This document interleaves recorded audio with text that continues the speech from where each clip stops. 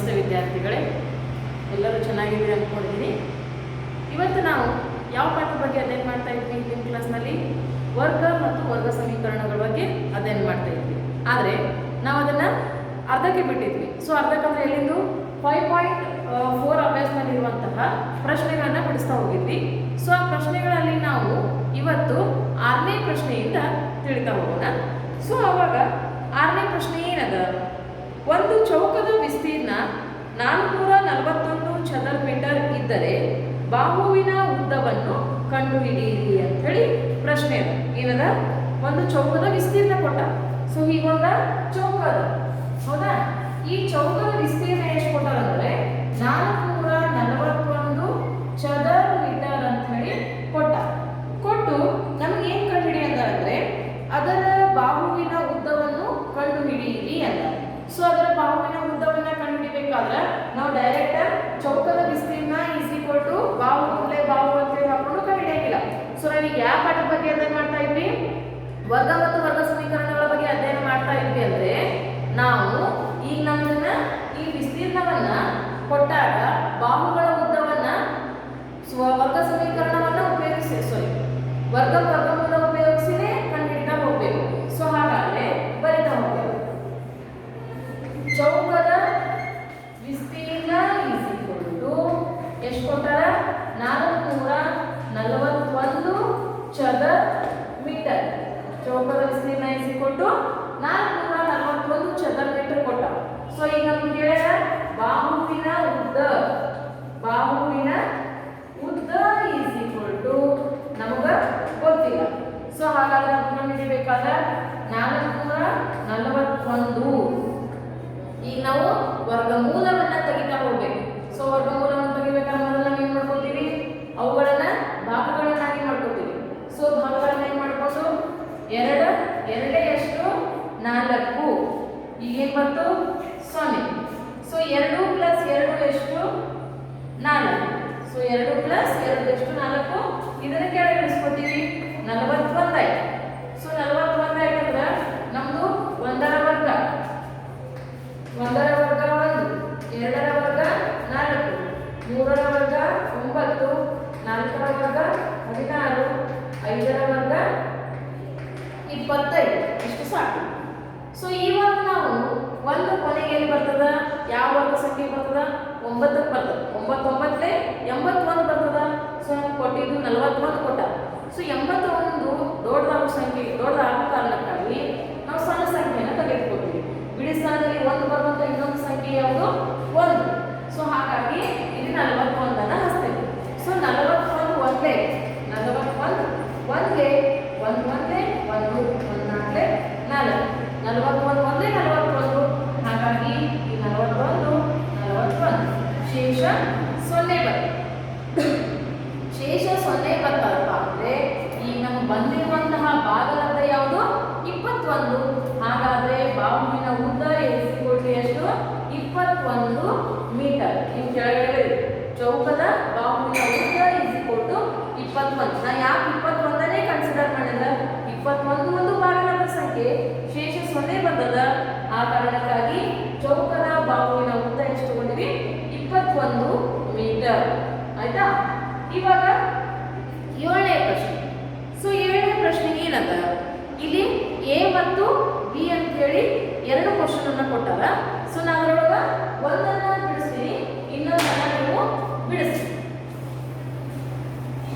So 7ನೇ ಪ್ರಶ್ನೆ ಏನ್ ಹೇಳ್ತದೆ?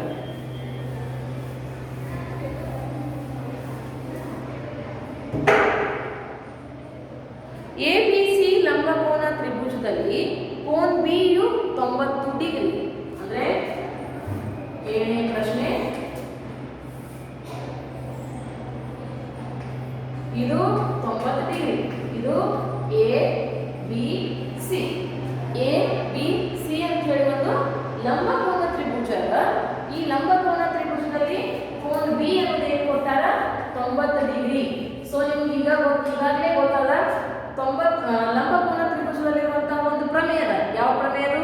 ಪೈಥಾಗೋರಸ್ ಪ್ರಮೇಯ. ಸೊ ಈ ಪೈಥಾಗೋರಸ್ ಪ್ರಮೇಯ ಏನ್ ಹೇಳ್ತದ? ಪೈಥಾಗೋರಸ್ ಪ್ರಮೇಯ. ಸೊ ಪೈಥಾಗೋರಸ್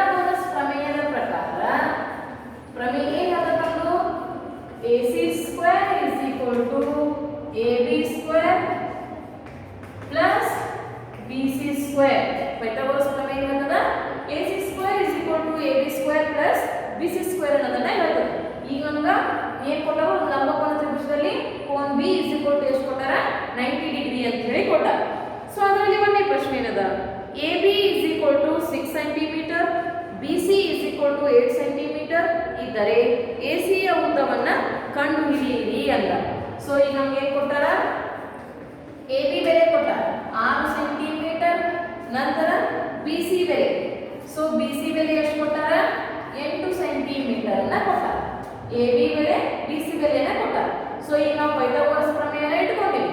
ಸೊ ಈ ಪೈಥಾಗೋರಸ್ ಪ್ರಮೇಯದಲ್ಲಿ AB ಎಷ್ಟು ಕೊಟ್ಟಾರ 6 ಸೆಂಟಿಮೀಟರ್ ಅಂದ್ರೆ AB ಸ್ಕ್ವೇರ್ ಅದ, ಹಾಗಾಗಿ 6 ಸ್ಕ್ವೇರ್ ಪ್ಲಸ್ BC ಎಷ್ಟು ಅದ 8 ಅದ, 8 ಸ್ಕ್ವೇರ್ ಅಂದ್ರೆ BC ಸ್ಕ್ವೇರ್ ಅಂದ್ರೆ ಎಷ್ಟು 8 ಸ್ಕ್ವೇರ್. 6 36 8 64 6 36 8 ವರ್ಗ 64 ಎರಡನ್ನ ಸೇರಿಸಿದ್ರೆ ಎಷ್ಟು ಬಂತು ನಮ್ದು 100 ಬಂತು. ಹೌದಾ? ಸೊ 100 ಬರ್ತಪ್ಪ ಅಂದ್ರೆ ಈ ಸ್ಕ್ವೇರ್ ತೆಗೆದ್ರೆ ಈ ಕಡೆ ಏನಾಗ್ತದ ರೂಟ್ ಆಗ್ತದ. ಸೊ ಹಾಗಾಗಿ AC ಯ ಬೆಲೆ ಎಷ್ಟು ಅಂದ್ರೆ ರೂಟ್ 100. ಸೊ ರೂಟ್ 100 ಎಷ್ಟು ವರ್ಗಮೂಲ ಅಂದ್ರೆ 10 ಸೆಂಟಿಮೀಟರ್. ಹಾಗಾಗಿ AC ಯ ಬೆಲೆ ಎಷ್ಟಪ್ಪ ಅಂದ್ರೆ 10 ಸೆಂಟಿಮೀಟರ್. ಈ ರೀತಿಯಾಗಿ ನಮ್ಗೆ ಏನು ಕೊಡ್ತಾರ ಒಂದು ಲಂಬಕೋನ ತ್ರಿಭುಜವನ್ನು ಕೊಟ್ಟು AB ಕೊಡ್ಲಿ AC ಕೊಡ್ಲಿ BC ಕೊಡ್ಲಿ ನಾವು ಏನು ಮಾಡಬೇಕು ಅವುಗಳ ಬೆಲೆಗಳನ್ನ ಹಾಕಿ ನಾವು AC ಬೆಲೆಯನ್ನ ಕಂಡುಹಿಡಿಬೇಕು. ಈಗ ಎರಡನೇ ಪ್ರಶ್ನೆಯಲ್ಲಿ ಏನು ಕೊಟ್ಟಾರ ಅಂದ್ರೆ AC ಬೆಲೆನೇ ಕೊಟ್ಟಾರ ಎರಡನೇ ಪ್ರಶ್ನೆಯಲ್ಲಿ, BC ಬೆಲೆ ಕೊಟ್ಟಾರ, AB ಬೆಲೆಯನ್ನ ಕೇಳ್ಯಾರ. ಸೊ AC ಬೆಲೆ ಕೊಟ್ಟು BC ಬೆಲೆಯನ್ನ ಕೊಟ್ಟಾರ, AB ಬೆಲೆಯನ್ನ ಕೇಳ್ಯಾರ ಅಂದ್ರೆ ಸೇಮ್ ಫಾರ್ಮುಲಾ ಅಪ್ಲೈ ಮಾಡಿ AB ಬೆಲೆಯನ್ನ ಕಂಡುಹಿಡಿಯಿರಿ. ಇನ್ನು 8ನೇ ಪ್ರಶ್ನೆ. ಸೊ 8ನೇ ಪ್ರಶ್ನೆ ಏನದ ಒಬ್ಬ ತೋಟಗಾರನ ಬಳಿ 1000 ಸಸಿಗಳಿವೆ. ಒಬ್ಬ ತೋಟಗಾರನ ಬಳಿ ಏನದ 1000 ಸಸಿಗಳಿವೆ. 1000 ಸಸಿಗಳಲ್ಲಿ ಅವುಗಳನ್ನ ಅಡ್ಡ ಸಾಲುಗಳ ಸಂಖ್ಯೆ ಮತ್ತು ಕಂಬ ಸಾಲುಗಳ ಸಂಖ್ಯೆ ಸಮವಿರುವಂತೆ ನೋಡಲು ಅಡ್ಡ ಸಾಲುಗಳ ಸಂಖ್ಯೆ ಮತ್ತು ಕಂಬ ಸಾಲುಗಳ ಸಂಖ್ಯೆ ಸಮವಿರುವಂತೆ ನೋಡಲು ಇಚ್ಛಿಸಿದ್ದಾನೆ. ಈ ರೀತಿ ಮಾಡಲು ಅವನಿಗೆ ಇನ್ನೂ ಕನಿಷ್ಠ ಎಷ್ಟು ಸಸಿಗಳು ಬೇಕಾಗುತ್ತವೆ ಅಂತ ಹೇಳಿದ. ನೋಡ್ರಿ, ಒಬ್ಬ ತೋಟಗಾರರ, ಸೊ ಆ ತೋಟಗಾರನ ಬಳಿ 1000 ಸಸಿಗಳದ. ಆ 1000 ಸಸಿಗಳನ್ನ ಹೀಗೆ ಅಡ್ಡ ಸಾಲುಗಳ ಸಂಖ್ಯೆ ಮತ್ತು ಕಂಬ ಸಾಲುಗಳ ಸಂಖ್ಯೆ, ಅಡ್ಡ ಸಾಲುಗಳ ಸಂಖ್ಯೆ ಕಂಬ ಸಾಲುಗಳ ಸಂಖ್ಯೆ ಎರಡೂ ಸಮವಿರುವಂತೆ ನೆಡಲು ಅವನ ಇಚ್ಛಿಸಿದ್ದಾನೆ. ಈ ರೀತಿ ಮಾಡಲು ಅವನಿಗೆ ಇನ್ನೂ ಕನಿಷ್ಠ ಎಷ್ಟು ಸಸಿಗಳು ಬೇಕಾಗುತ್ತವೆ ಅಂದ್ರೆ ಈ 1000 ಸಸಿ ಅಡ್ಡ ಸಾಲ ಕಂಬ ಸಾಲ ಮಾಡಿದ್ರ ಸಾಲಂಗಿಲ್ಲ, ಸಮ ಬೇಕಾಗ್ಯದವಂದ್ರ ಇನ್ನ ಎಷ್ಟು ಎಕ್ಸ್ಟ್ರಾ ಸಸಿಗಳನ್ನ ತರಬೇಕಾಗ್ಯದ ಅಂತ ಹೇಳಿ ಪ್ರಶ್ನೆಯನ್ನ ಕೇಳ. ಸೊ ಈಗ ನಾವೇನ್ ಮಾಡಬೇಕು, ಇದು 8ನೇ ಪ್ರಶ್ನೆ. ಒಟ್ಟು ಸಸಿಗಳು ಎಷ್ಟು? ಒಟ್ಟು ಸಸಿಗಳು 1000. ಸೊ ಒಟ್ಟು ಸಸಿಗಳು 1000 ಆಯ್ತಪ್ಪ ಅಂದ್ರೆ ಅಡ್ಡ ಸಾಲು ಮತ್ತು ಕಂಬ ಸಾಲುಗಳಾಗಿ ನೆಡಲು ಬೇಕಾದಂತಹ ಸಸಿಗಳು ಅಡ್ಡ ಸಾಲು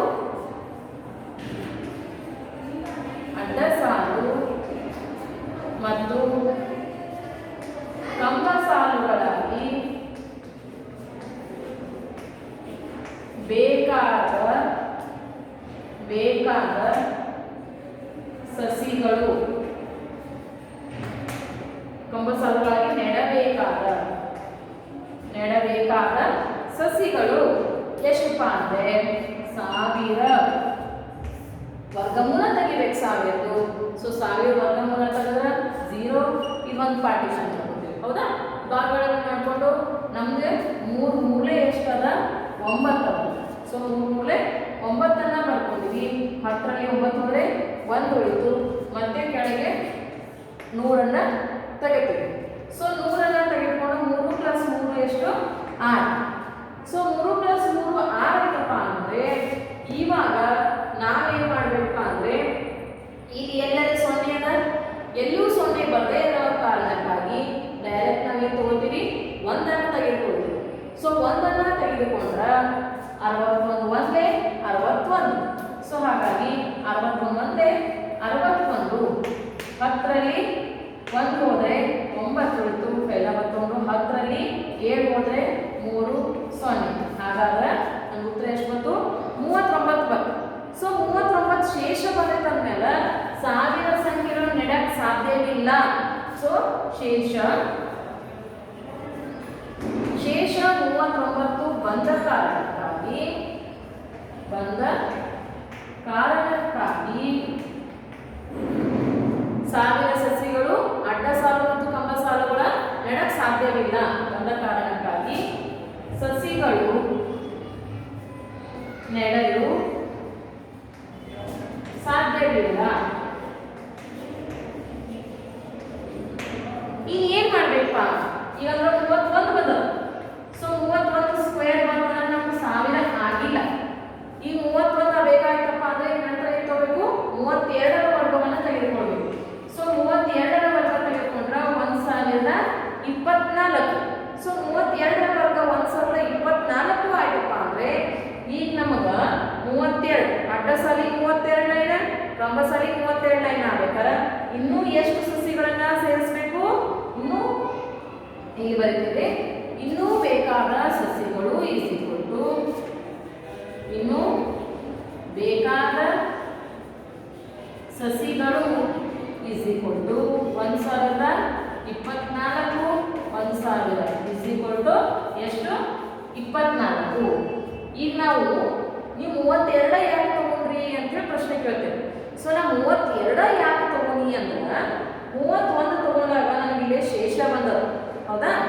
ಸೊ ಶೇಷ ಬಂದಪ್ಪ ಅಂದ್ರೆ 1001 ವರ್ಗ ಸಂಖ್ಯೆ ಅಲ್ಲ. ಆ ಕಾರಣಕ್ಕಾಗಿ ನಾವು 31 ಮುಂದಿನ ಸಂಖ್ಯೆ ಯಾವುದು? 32 ಅದ. ಸೊ 32ರ ವರ್ಗ ಸಂಖ್ಯೆ ಏನದ? 1024 ಅದ. 1024 ವರ್ಗ ಸಂಖ್ಯೆ ಅದ. ಸೊ 1024 ವರ್ಗ ಸಂಖ್ಯೆ ಇರೋ ಕಾರಣಕ್ಕಾಗಿ ಆಲ್ರೆಡಿ ಅವ್ರ ಕಡೆ 1000 ಸಸಿ ಅದಾವ. ಸೊ ಇನ್ನ ಕರೆಕ್ಟ್ 2 ಅಡ್ಡ ಸಾಲ ಕಂಬ ಸಾಲ ಎರಡೂ ಸರಿಯಾಗಿ ಹಚ್ಚಬೇಕಾದ್ರೆ ಇನ್ನೂ ಎಷ್ಟು ಸಸಿಗಳು ಬೇಕು ಅಂತ ಹೇಳಿ ಕ್ವಶನ್ ಕೇಳ್ಯಾರ. ಸೊ ಪ್ರಶ್ನೆ ಕೇಳಿರೋ ಪ್ರಕಾರ ಈಗ ನಮ್ಮ 32 ವರ್ಗ ಎಷ್ಟು? 1024. ಅವನ ಕಡೆ ಇರುವಂತ ಸಸಿಗಳು ಎಷ್ಟು? 1000. ಸೊ ಹಾಗಾಗಿ ಬೇಕಾದಂತ ಸಸಿಗಳು ಇನ್ನ ಎಕ್ಸ್ಟ್ರಾ ತರಿಸಬೇಕಾದಂತ ಸಸಿಗಳು ಎಷ್ಟು ಹೋಗಿದ್ರೆ 24. ಸೊ ಈ ರೀತಿಯಾಗಿ ನಾವು ಏನ್ ಮಾಡಬೇಕು? ಲೆಕ್ಕವನ್ನ ಬಿಡಿಸ್ತಾ ಹೋಗ್ಬೇಕು. ಇನ್ನು 9ನೇ ಪ್ರಶ್ನೆಯನ್ನ ನೋಡೋಣ.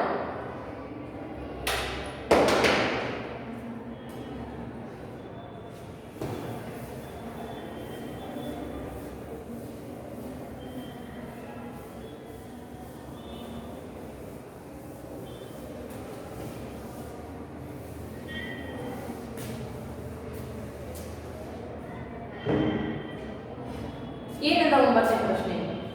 ಒಂದು ಶಾಲೆಯಲ್ಲಿ 500 ಮಕ್ಕಳಿದ್ದಾರೆ. ಅವರು ಕವಾಯತ ಮಾಡಲು ಅಡ್ಡ ಸಾಲುಗಳ ಸಂಖ್ಯೆ ಕಂಬ ಸಾಲುಗಳ ಸಂಖ್ಯೆ ಸಮವಿರುವಂತೆ ನಿಲ್ಲಬೇಕಾಗಿದೆ. ಹಾಗೆ ನಿಂತ ನಂತರ ಎಷ್ಟು ಮಕ್ಕಳು ಈ ವ್ಯವಸ್ಥೆಯ ಹೊರಗೆ ಉಳಿಯುತ್ತಾರೆ? ಇದೇನು ಕೇಳಿದ್ರು? ಎಷ್ಟು ಆ್ಯಡ್ ಮಾಡಬೇಕು, ಎಷ್ಟು ಕೂಡಿಸ್ಬೇಕು ಅಂತ ಹೇಳಿ ಕೇಳ್ಯಾರ. ಈಗ ಅಡ್ಡ ಸಾಲು ಕಂಬ ಸಾಲು ನಿಂದ್ರಿಸಿದ ಮೇಲೆ ಇನ್ನ ಹುಡುಗರು ಎಕ್ಸ್ಟ್ರಾ ಅದಾರಲ್ಲ, ಆ ಎಕ್ಸ್ಟ್ರಾ ಹುಡುಗರನ್ನ ಹೊರಗೆ ತೆಗೀರಿ ಅಂತ ಹೇಳ್ಯಾರ. ಸೊ ಇದೇನು ಹೇಳಿದ್ರು? ಎಕ್ಸ್ಟ್ರಾ ಯಾವಾಗ ತಗೋಬೇಡ್ರಿ. ಇದೇ ಪ್ರಶ್ನೆ ಒಳಗ ಎಕ್ಸ್ಟ್ರಾ ಏನು ತಗೊಳಂಗಿಲ್ಲ. ನಮಗೆ ಪೂರ್ತಿ ಅಡ್ಡ ಸಾಲ ಕಂಬ ಸಾಲ ಮಾಡಕ್ಕ ಎಷ್ಟು ಇನ್ನ ಕೂಡಿಸ್ಬೇಕು ಅಂತ ಹೇಳಿ ಕೇಳಿದ್ರು. ಆದ್ರೆ 9ನೇ ಪ್ರಶ್ನೆಯಲ್ಲಿ ಏನದಪ್ಪ ಅಂದ್ರೆ ಈ 500 ಸಂಖ್ಯೆಗಳಲ್ಲಿ ಅಡ್ಡ ಸಾಲು ಮತ್ತು ಕಂಬ ಸಾಲು ಒಳಗ ನಿಲ್ಲಿಸಿದ ಮೇಲೆ ಇನ್ನೂ ಎಷ್ಟು ವಿದ್ಯಾರ್ಥಿಗಳು ಉಳಿದವ್ರನ್ನಂತ ಹೊರಗೆ ತೆಗಿಬೇಕು, ಅಂದ್ರೆ ಕಳೀಬೇಕಾಗಿದ್ದು ಅಂತ ಹೇಳಿ ಕೇಳ. ಸೊ ಕಳೀಬೇಕಾಗಿತ್ತಪ್ಪ ಅಂದ್ರೆ ಮೊದಲು ನಾವೇನ್ ಮಾಡಬೇಕು? ಒಟ್ಟು ವಿದ್ಯಾರ್ಥಿಗಳ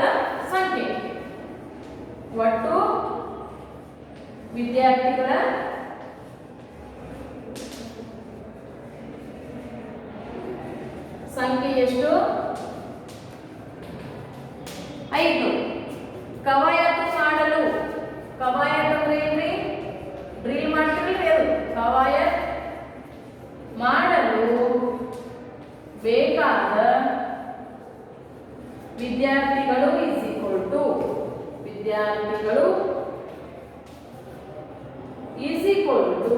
ಏನದ 500 ಭಾಗಾಕಾರ ವಿಧಾನದಿಂದ ಬಿಡಿಸ್ಬೇಕು.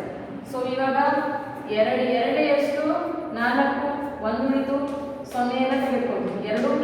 ಎಷ್ಟು 4 ಆಯ್ತು. ಸೊ 2 + 2 4 ಆಯ್ತಪ್ಪ ಅಂದ್ರೆ ನಾವೀಗ ಎಷ್ಟನ್ನ ತೆಗೆದುಕೊಳ್ತೀವಿ? 2 + 2 4 ಆಯ್ತು. ಸೊ 4 ಆದಮೇಲೆ ನಮ್ದು 48 ಒಂದೇ 4 ಅದಲ್ಲ, 41 ಒಂದೇ 41, 41 ಎರಡೇ ಎಷ್ಟು? 42 ಅನ್ನ ತೆಗೆದುಕೊಳ್ಳಿ. ಸೊ 42 ಅಂತ ಎರಡೇ 4, 4 ಎರಡೇ 8, 84 ಆಯ್ತು. ಸೊ 43 ತೆಗೆದುಕೊಳ್ತೀನಿ. 3 3 9, 4 12. 129 ದೊಡ್ಡ ಸಂಖ್ಯೆ ಆಗ್ತದ. ನನಗೆ ಯಾವ್ದು ತಗೋಬೇಕು? ಸಣ್ಣ ಸಂಖ್ಯೆನ ತಗೋಬೇಕು. ಹಾಗಾದ್ರೆ 42 ಎರಡೇ ಎಷ್ಟು? 84. 42 ಎರಡೇ ಎಷ್ಟು? 84. 0 4 6 ಉಳಿತು. 10ರಲ್ಲಿ 9 1 ಉಳಿತು 0. ಹಾಗಾದ್ರೆ ನಮ್ಮ ಶೇಷ ಎಷ್ಟು ಉಳಿದು ಅಂದ್ರೆ 500 ವಿದ್ಯಾರ್ಥಿಗಳಲ್ಲಿ ಅಡ್ಡ ಸಾಲು ಕಂಬ ಸಾಲು 20 ಅಡ್ಡ ಸಾಲು 22 ಅಡ್ಡ ಸಾಲು 22 ಕಂಬ ಸಾಲುಗಳನ್ನು ಮಾಡಿ ಉಳಿದಂತ ವಿದ್ಯಾರ್ಥಿಗಳ ಸಂಖ್ಯೆ ಎಷ್ಟು? 16. 16 ಉಳಿದಂತ ವಿದ್ಯಾರ್ಥಿಗಳ ಸಂಖ್ಯೆಯನ್ನ ಕಳಿಬೇಕಾಗಿದೆ. ಹಾಗಾದ್ರೆ ಇಲ್ಲೇನ್ ಮಾಡಬೇಕು? ಕಳೆಯಬೇಕಾದ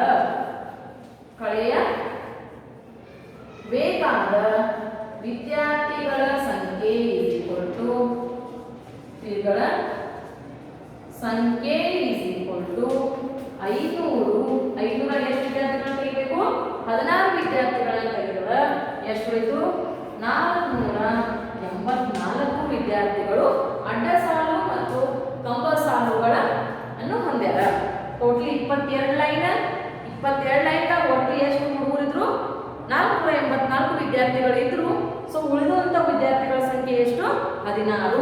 ಸೊ ಹಾಗಾದ್ರೆ ಉಳಿದ ವಿದ್ಯಾರ್ಥಿಗಳ ಸಂಖ್ಯೆ ಎಷ್ಟು ಉಳಿದ್ರಿ? 16. ಉಳಿದ ವಿದ್ಯಾರ್ಥಿಗಳ ಸಂಖ್ಯೆ 16. ಸೊ ಈ ರೀತಿಯಾಗಿ ನಾವು ಏನ್ ಮಾಡ್ಬೇಕು? ಲೆಕ್ಕವನ್ನ ಬಿಡಿಸ್ತಾ ಹೋಗ್ಬೇಕು. ಕೂಡಬೇಕಾದ್ರೆ ಏನ್ ಮಾಡ್ಬೇಕ್ರಿ? ಈ ಬಂದಂತ ಭಾಗಗಳ ಸಂಖ್ಯೆ ಮುಂದಿನ ಸಂಖ್ಯೆಯನ್ನ ತೆಗೆದುಕೊಂಡು ಇರುವಂತಹ ಸಂಖ್ಯೆಯನ್ನ ಕಳಿಬೇಕು. ಆದ್ರೆ ಇಲ್ಲಿ ಕಳಿಬೇಕಾದ್ರೆ ಏನ್ ಮಾಡ್ಬೇಕಂದ್ರೆ ಶೇಷ ಏನು ಬರುತ್ತಲ್ಲ, ಕೊಟ್ಟಿರುವಂತಹ ಸಂಖ್ಯೆಯಲ್ಲಿ ಶೇಷವನ್ನ ಕಳೆದ್ರೆ ನಮ್ಗಷ್ಟು ವಿದ್ಯಾರ್ಥಿಗಳ ಸಂಖ್ಯೆ ದೊರೀತಾ ಹೋಗ್ತದೆ. ಸೊ ಇಲ್ಲಿಗೆ ನಮ್ದು ವರ್ಗಮೂಲ ಪಾಠ ಮುಕ್ತಾಯವಾಯಿತು. ಇಲ್ಲಿಯವರೆಗೆ ನೀವು ಏನು ವರ್ಗಮೂಲ ಪಾಠವನ್ನ ಕಲ್ತಿದ್ದೀರಿ, ಈ ಪಾಠದ ಮೇಲೆ ನಾವೊಂದು ಯೂನಿಟ್ ಟೆಸ್ಟ್ ತೆಗೆದುಕೊಳ್ತೀನಿ. ನೀವೆಲ್ಲರೂ ಸರಿಯಾಗಿ ಅಭ್ಯಾಸ ಮಾಡಿ. Thank you.